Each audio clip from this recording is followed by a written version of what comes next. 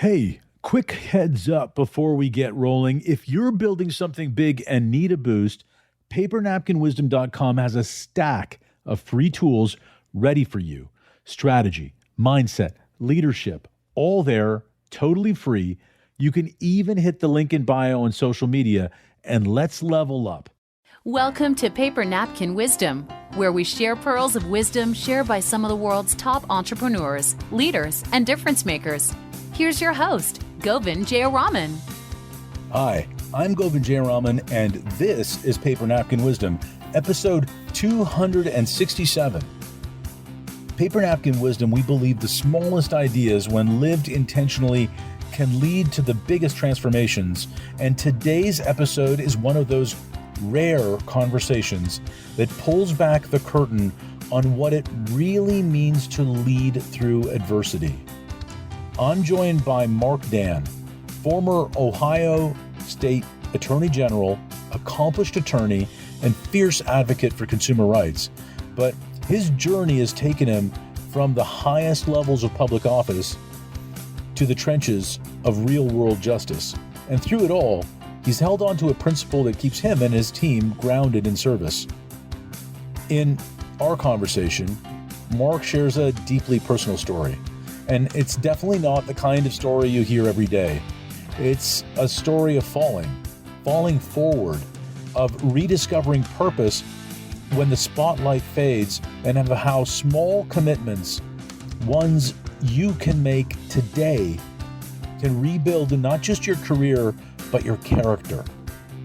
What if the simplest daily habit could reconnect you to your mission?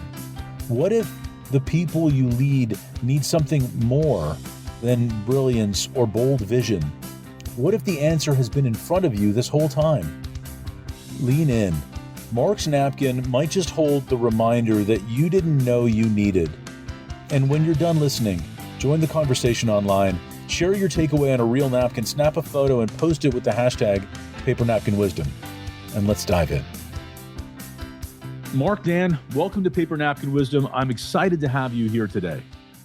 Well, thank you for having me. I appreciate the opportunity to participate.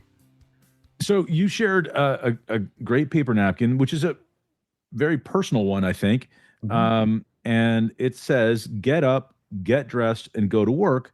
People are counting on you." Why did you share that with me?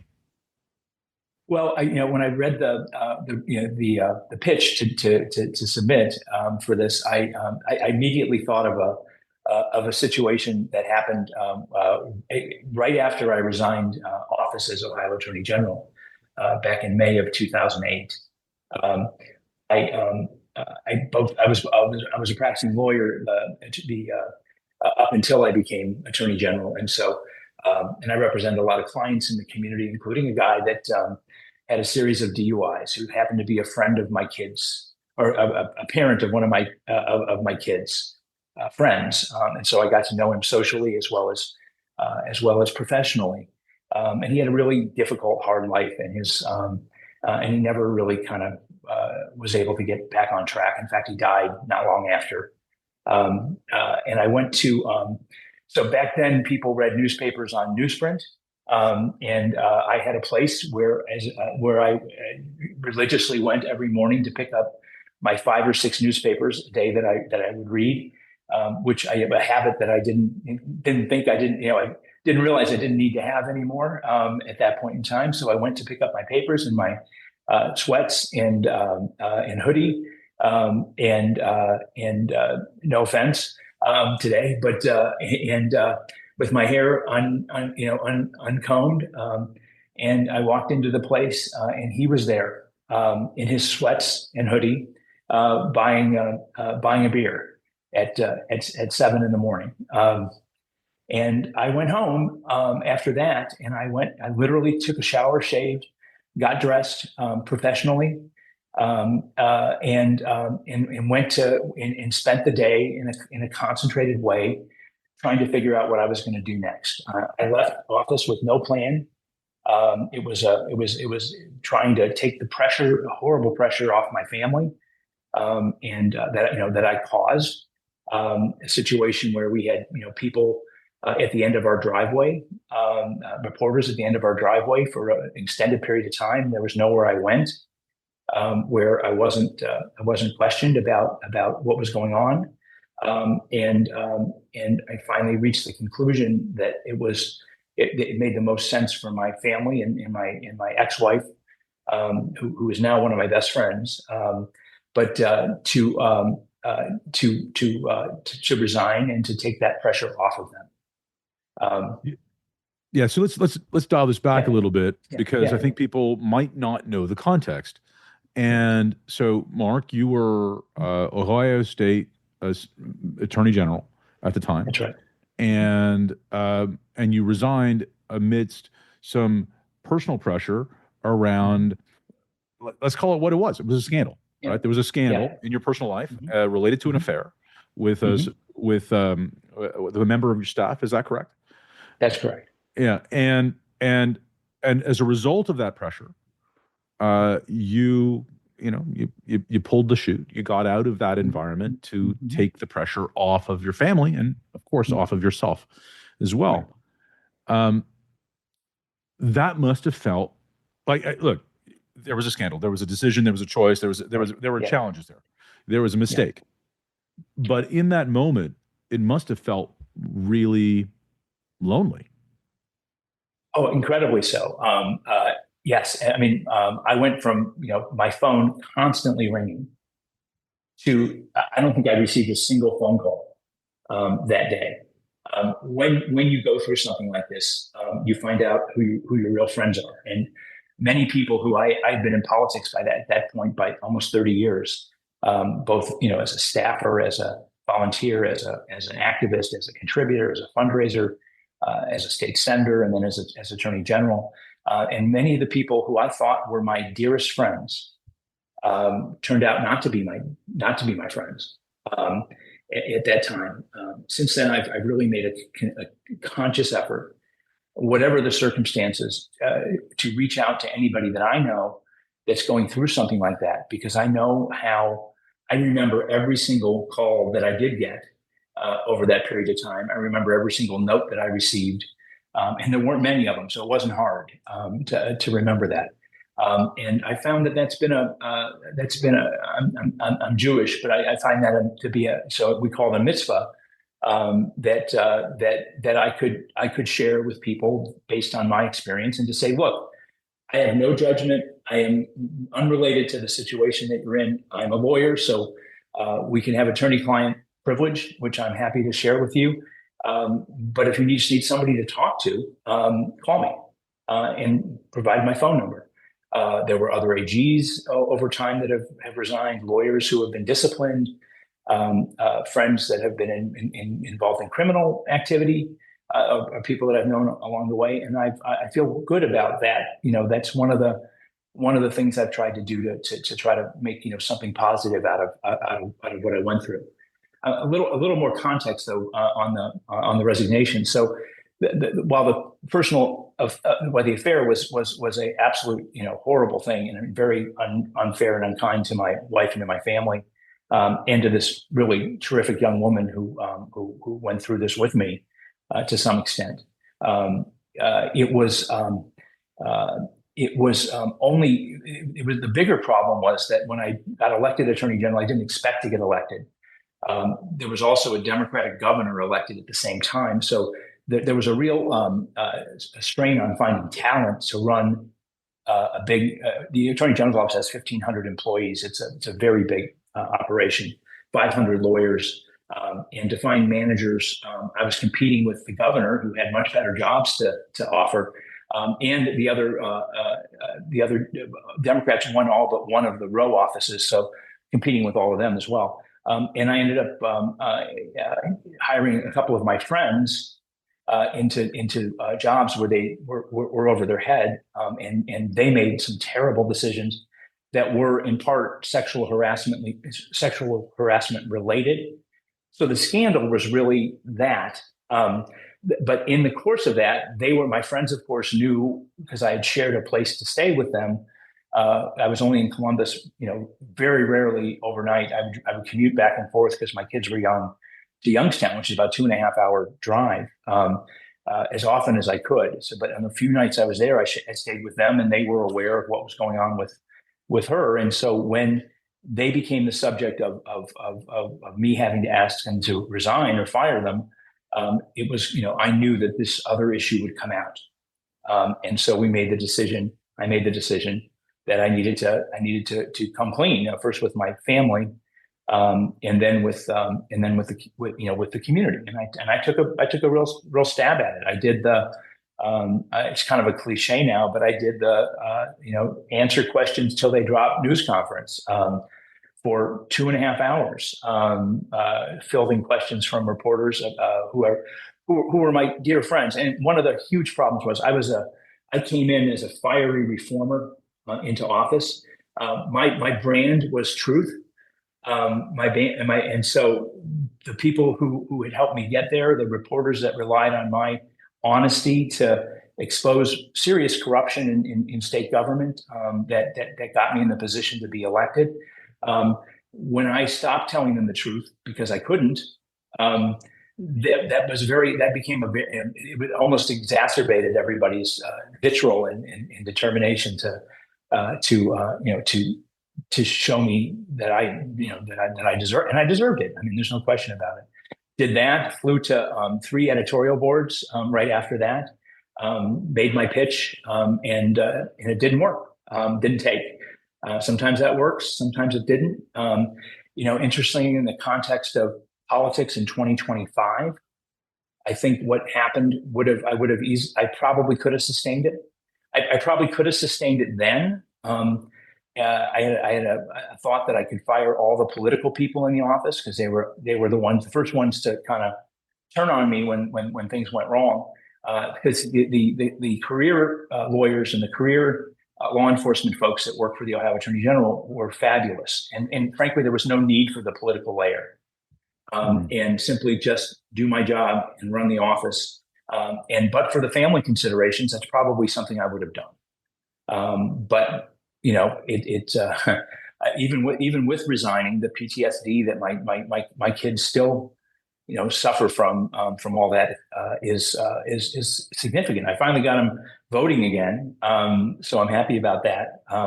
And we have I feel I'm very lucky. I have 3 adult children, 2 grandchildren, and I think as good a relationship with them as anybody I know, and I love that. I mean, that is the highlight and the most important thing in my life, other than my marriage.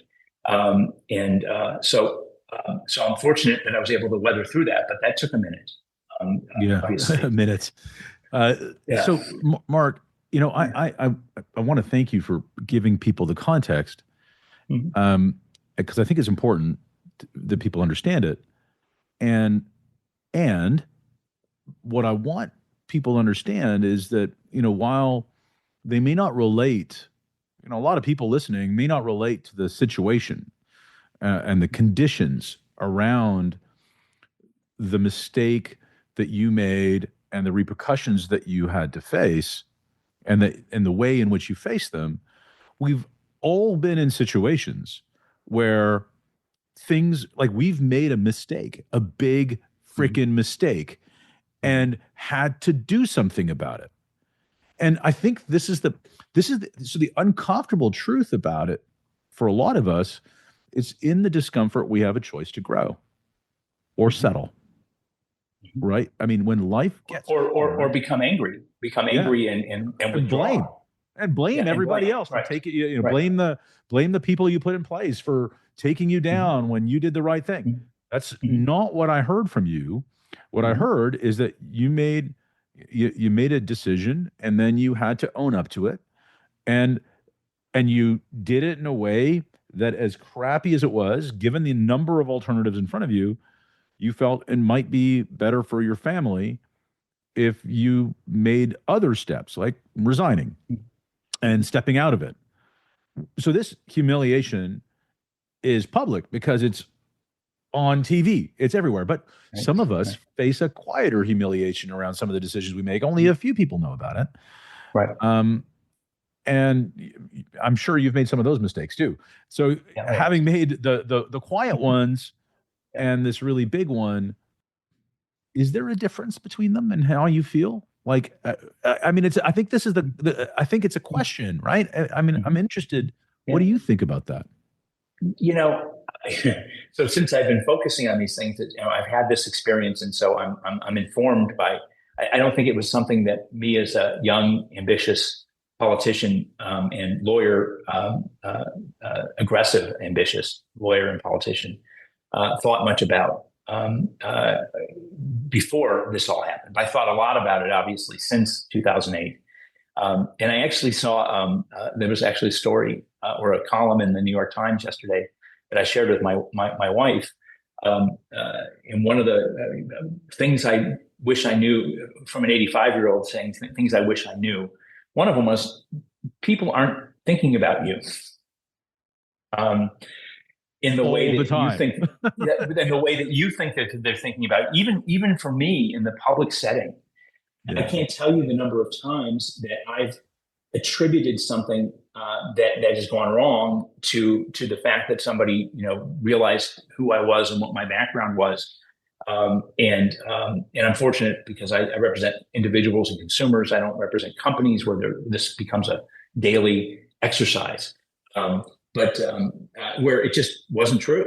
I mean, it wasn't on anybody's mind at all. And I've learned later, and I'm sure there were many instances where I never learned that it wasn't on their mind, that I spent hours and time beating myself up about it, because people aren't necessarily thinking about me in the way that I think they're thinking about me. And that applies to all of us. Right. So you're facing this. And I asked you this question about feeling alone because you brought up, and I think it's really important that people understand this. You brought up the possibly private humiliation that your friend was facing. It was dealing with an addiction problem, and you related to it in your very public situation. And this is what I mean: that the private humiliation, the loneliness that people feel, I think is very much aligned with and similar to the public one that you felt in a lot of ways, because people have this feeling that everybody knows and everybody can feel this and all that kind of stuff. And so let's get back to your napkin. Yeah. It sounds like a non-negotiable, right? Get up, get dressed, and go to work. Like those are three serious non-negotiables. And you started with those very simple, basic steps. And was that what you felt you needed to find yourself again? Absolutely. I mean, I needed that. I'm not a rester. I'm not a sitter.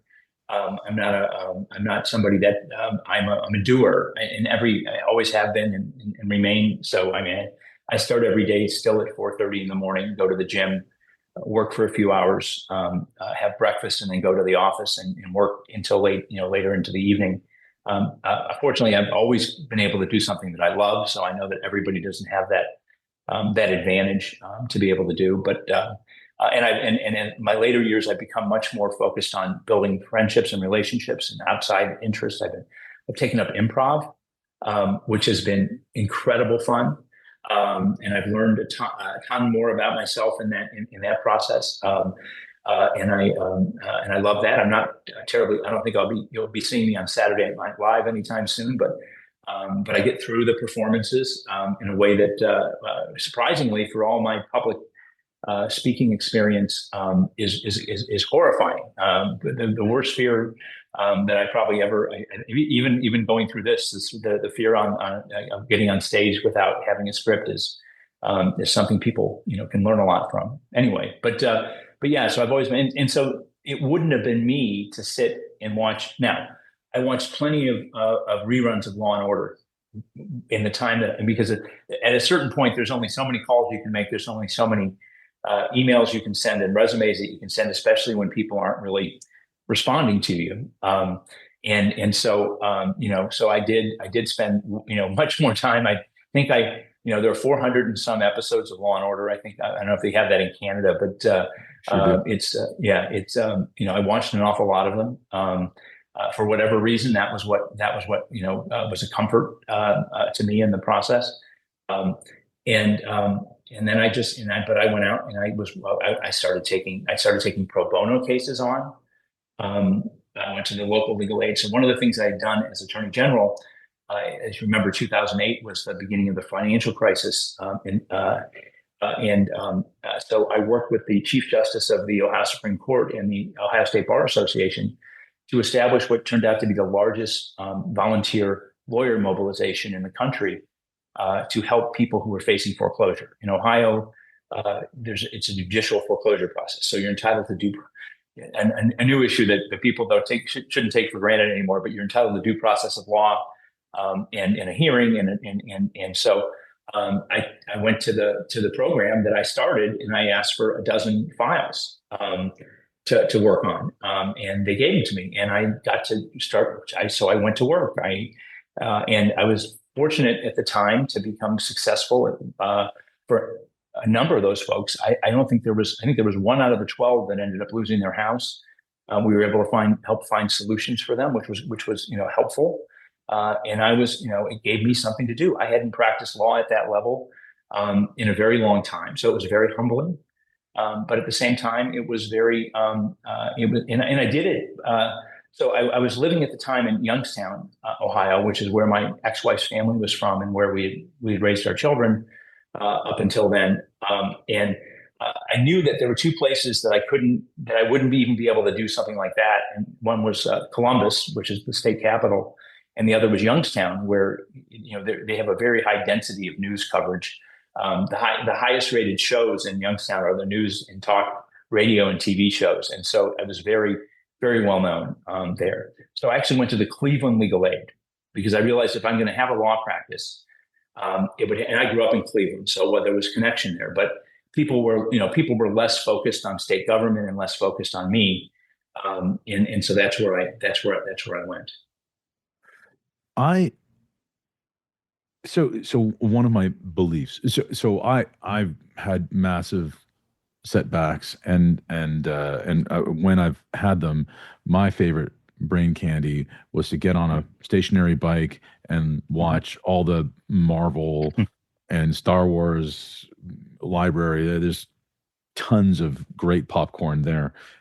Not popcorn for me. I was on the bike when I was doing it, but it's amazing that some of us find those kinds of things. And I also feel like the best way, when you've got no momentum in your life and you can't get any, I found for me, a great way to build it is to give it away. And you did that. You did that on purpose, and you found a way to give it away on purpose by going to Cleveland. And it's interesting that you said that doing the work itself was humbling, right? But it filled your bucket, didn't it? Right. For sure. And it was also gratifying in many ways. I mean, it was. Right. It's the simple work that can be very gratifying.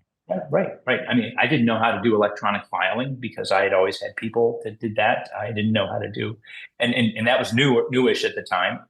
And if it wasn't electronically filed, I had to go see the clerk of courts and face people that I thought might know me because they were all politically appointed, and it was in Cuyahoga County. Cleveland is a very Democratic county, and so those were Democratic activists that were across that counter when I showed up with the pleadings in court, and I had to make the copies. And fortunately, my mom made me take typing in middle school, and so I was good on a computer, too good actually, because a lot of the evidence of what happened with the relationship was in writing.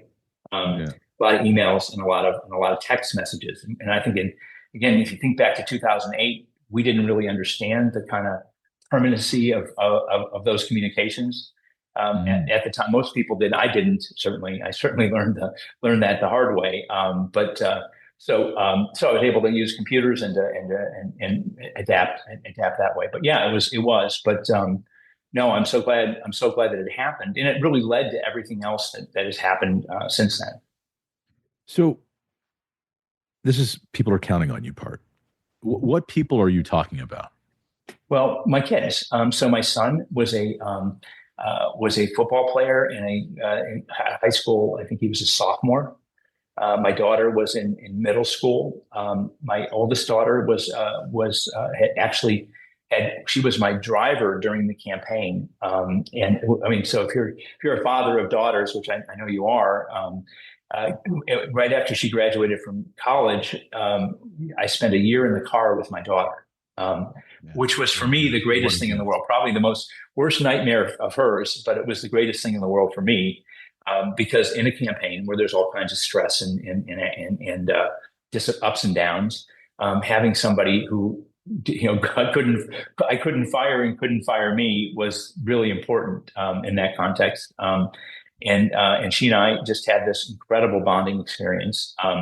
So she had then gone to work for the Secretary of State after I got elected over my objection because there was a look to it that wasn't ideal. But the Secretary of State insisted, and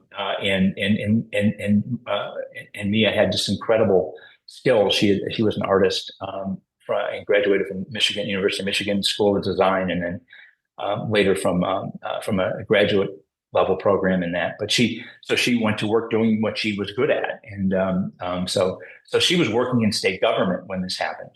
And so she needed support, and because she wasn't going to work in state government for forever under those circumstances. Although I think she could have, but again, she didn't know what people were thinking, as opposed to same scenario for her. And then my son, we had a plan. I Googled, and this is something that I spent a lot of time on also as part of my get up and go to work part, but it's also people are counting on you. My son, we Googled good school, bad football, and we settled on a few schools where we thought at his level of play that it would give him an edge in getting in. Later on, I guess there was a scandal here where some guy got in trouble for like doing this for money. I was doing it for free, not just for him, but for his friends as well. So he ended up playing football at Georgetown, which was a great school, and I was very proud about that. But he was in his high school football, so we were focusing on his. He had expensive. He was not a natural athlete, so we had to pay for a running coach. I didn't know such a thing existed. We had to make sure that the kids had what they needed, so that their life wasn't disrupted any more than it would have been. So to be able to make sure that they were able to participate in activities, and while my ex-wife was working and had a small business that we had to start because we didn't really realize.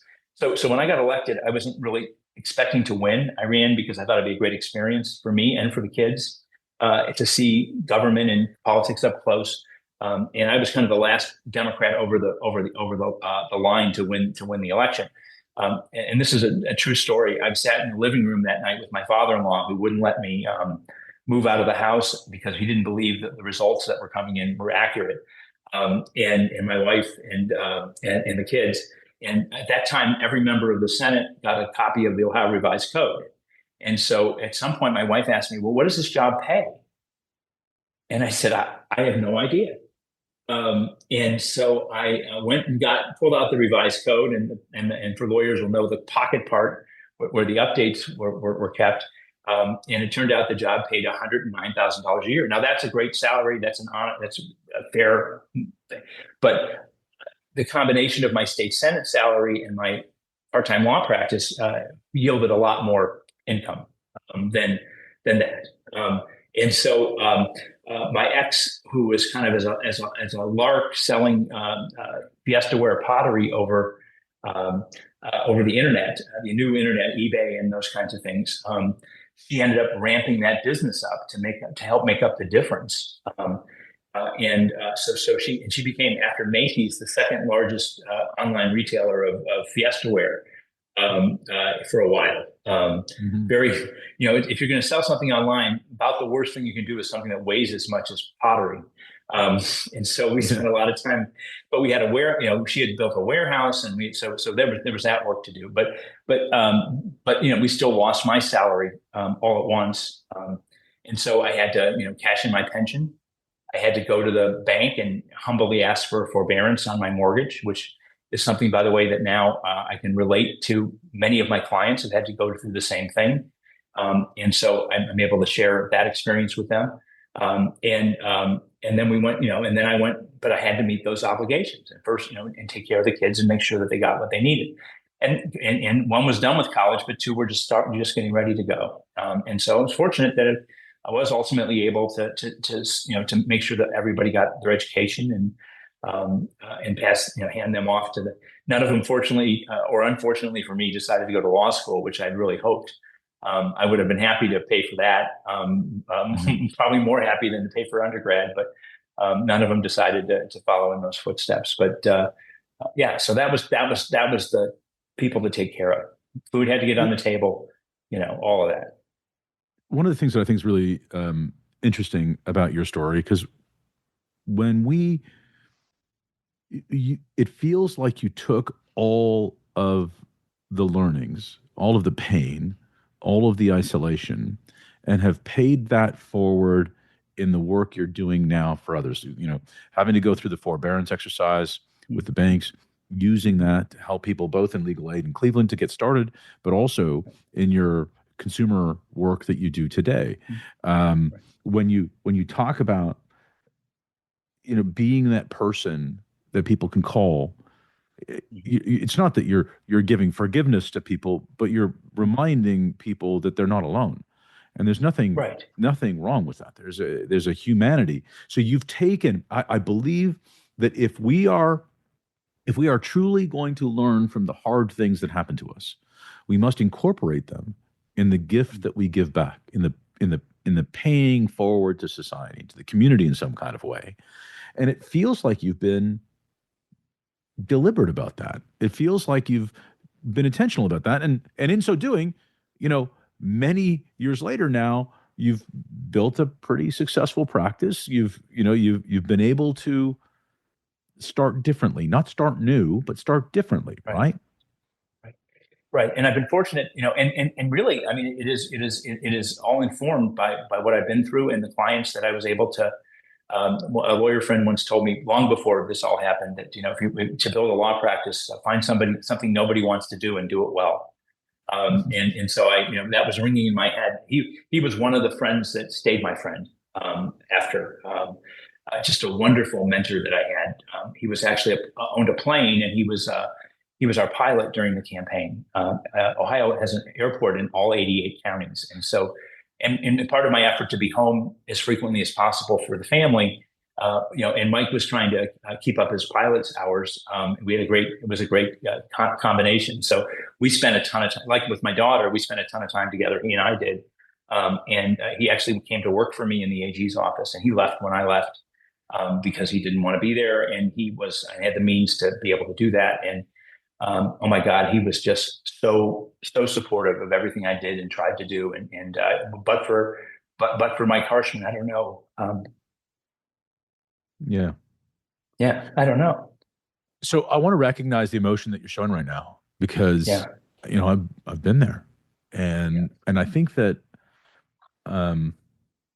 when you've been alone, when you've been in those dark places, it doesn't take much to give you hope. It usually just takes one person. Right. And I think that it's easy for people to rebuild themselves and not be that person and look down at the person that's in trouble and disassociate from it, because that's so painful. I think a lot of times for a lot of people, they look back at that and they see the pain, and they don't see that they can help. They don't see that they don't relate. They don't want to relate to it anymore. And I think it's harder to reach back and be there and be that person. I believe that we are our best when we are for others what we need for ourselves. And you needed someone like you. And it sounds like you're trying to be that for other people. Am I wrong? I hope so. I mean, I really do. And I'm, again, I've been also, we talk in my office about doing well and doing good at the same time. And it's not, it's not hard as a lawyer. That's hard to do. Really, it's hard to master. Many lawyers are very unhappy in their lives, and in their work. And we only represent people that we feel like we want to represent. We have 600 clients at any given time, so we can fire any client that we want to if they mistreat a staff member, or if somebody is somebody who we don't no longer believe in their cause. So I mean, I'm so lucky to be in that position, and so I get to do that professionally. And I've fortunately found a way to get paid for it too, which is great. And to share that, I mean, we have I have probably more lawyers working with me than other lawyers would do in this situation, because I want to make sure their clients' needs are met, and I take less of a salary and a profit than I think others, contemporaries, do, because we still do 25 pro bono cases at a time in our office as well. I mean, because again, it's like it's like you and the playoff beard. I'm superstitious. If I stop taking pro bono work, maybe the sky will fall again. And I hope it doesn't, but it could. And that's the other thing you have to know. And any time something could happen. There could be a situation with a client. There could be a situation, and I have lots of, just like when I was Attorney General, I have dozens of people signing my name to things, that some of which I don't necessarily directly see. And so, for reasons out of my control, that things could go badly quickly. So, Marc, I want to thank you for reaching out in the way that you did, because I mean, I think this is it's an appropriate conversation that we don't have often enough, and I want to commend you for being so transparent with me. And I commend you for focusing on these types of things. I don't know how much of the of your guests, but I'm sure there's a lot of people that are their wisdom was born of distress. Yeah, I mean, we love to talk about the successful lessons, but there's far more to learn from the things that don't work out, and those are equally powerful if we let them be, and if we give people the space to learn. And look, the outcome is you've got a beautiful relationship with your 3 children, grandchildren. You've recovered and have a beautiful relationship with your ex-wife, who I'm sure that wasn't a straight path. I'm sure that wasn't a straight path either. Right. Even her husband and my wife, and we all spend holidays together every year. How wonderful! How wonderful! Yeah. And so there is absolutely, if you're listening right now, there are lots of places to reach out for hope, but Marc's story should be one of them. One of the things we've been doing this year, Marc, is to honor a former friend of the show, a guest on the show in our first season. His name was John Ruhlin. He wrote a great book that transformed his little corner of the universe with a book called Giftology. Became a bestseller. But before that, he was on Paper Napkin Wisdom, and his napkin was what you appreciate appreciates. And his point was, love on, give gratitude on to people around you, because they will appreciate and value not only to you, but to the world. So to honor him, he suddenly passed away at a very young age earlier this year. And to honor him and to pay forward this notion of appreciation, we're asking all of our guests to shout out somebody, to lay some appreciation on somebody. Who would you like to appreciate today? Well, I think I've already mentioned my friend Mike Harshman. I didn't quite until that moment recognize how important that was to me, and he really has been. He has been a great friend. My appreciations to my children, who have found a way to adapt to a very changed set of circumstances. We would go to the Browns game in a loge, and suddenly we were going to the Browns game in the upper deck. So suddenly all of our life changed very dramatically, and I made them a part of it, and so it made it all the more responsibility and all the harder for them. They've been strength for me, all 3 of them in different ways. And I mean, obviously, like everybody, I love my grandchildren more than them, and I appreciate them as well. But the fact that they stuck with me means a lot. And my ex-wife. Yeah, that's beautiful.